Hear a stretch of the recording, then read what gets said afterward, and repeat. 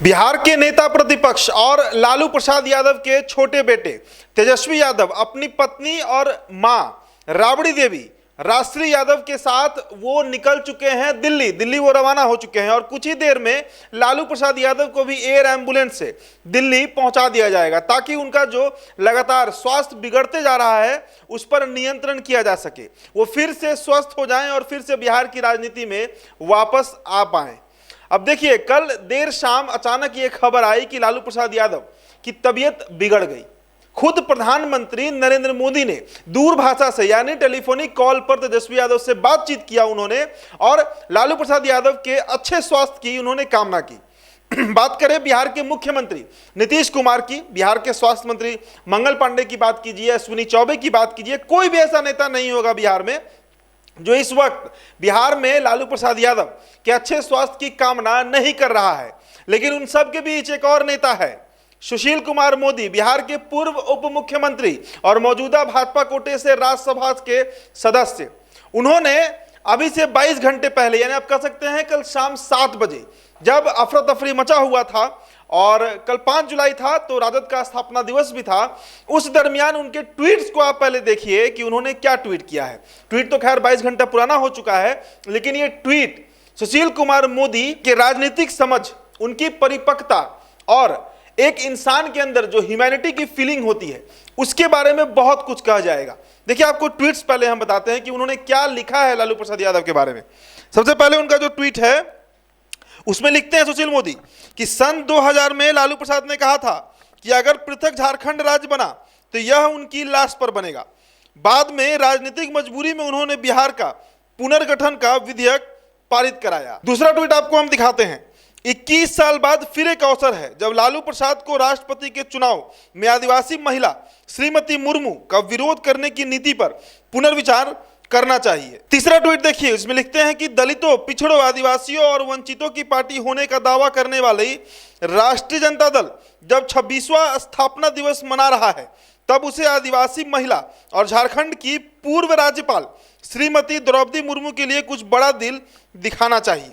अगला ट्वीट देखिए, उसमें वो लिखते हैं कि राजद को केवल विरोध के लिए विरोध की नीति त्याग कर राष्ट्रपति पद की प्रत्याशी श्रीमती मुर्मू के समर्थन में आगे आना चाहिए। तो कल 5 जुलाई था और दरअसल हुआ ये कि जो भाजपा, माफ कीजिएगा, एनडीए की तरफ से जो उम्मीदवार बनाई गई हैं देश के राष्ट्रपति चुनाव के लिए, द्रौपदी मुर्मू उड़ीसा से आती हैं, आदिवासी समाज से आती हैं, उनके पक्ष में कल वो वोट मांगने आई थी अपने पक्ष में। तो बिहार के तमाम नेता, नीतीश कुमार हो, ललन सिंह हो या फिर भाजपा के तमाम नेता उनके साथ मंच साझा किए और एक बड़ा आयोजन किया गया पटना के होटल मौर्या में। लेकिन यशवंत सिन्हा जो यूपीए की तरफ से बनाए गए हैं कैंडिडेट राष्ट्रपति चुनाव के लिए, उनके समर्थन में आरजेडी है। तो कल इसी को लेकर सुशील कुमार मोदी ने ट्वीट किया। लेकिन सवाल यह उठता है कि क्या यह मौका सही था? एक तरफ जिस परिवार पे इतनी बड़ी आफत आ गई है, 3 जुलाई को शाम अचानक खबर आती है कि लालू प्रसाद यादव सीढ़ी से गिर जाते हैं, उन्हें चोट आती है और उसके बाद जब उनका एक्सरे होता है, जब उनकी जांच होती है तो यह पता लगता है कि उनके कंधे में, उनके शोल्डर में लाइन फ्रैक्चर हो गया है। इसके बाद अचानक परसों रात, देर रात उन्हें 3 बजे आनंद फानन में पारस में एडमिट कराया गया। फेफड़े में पानी की बात चल रही है, किडनी में उन्हें समस्या है, हार्ट में उन्हें समस्या है, कई तरह के बीमारियों से, करीब 16 तरह के बीमारियों का जिक्र किया गया है जिसे लालू प्रसाद यादव जूझ रहे हैं। और इस आपत्ति के स्थिति में, इस आप कह सकते हैं कि सबसे बुरा समय किसी व्यक्ति के इंसान के जीवन में आता है तो वह बुढ़ापा होता है।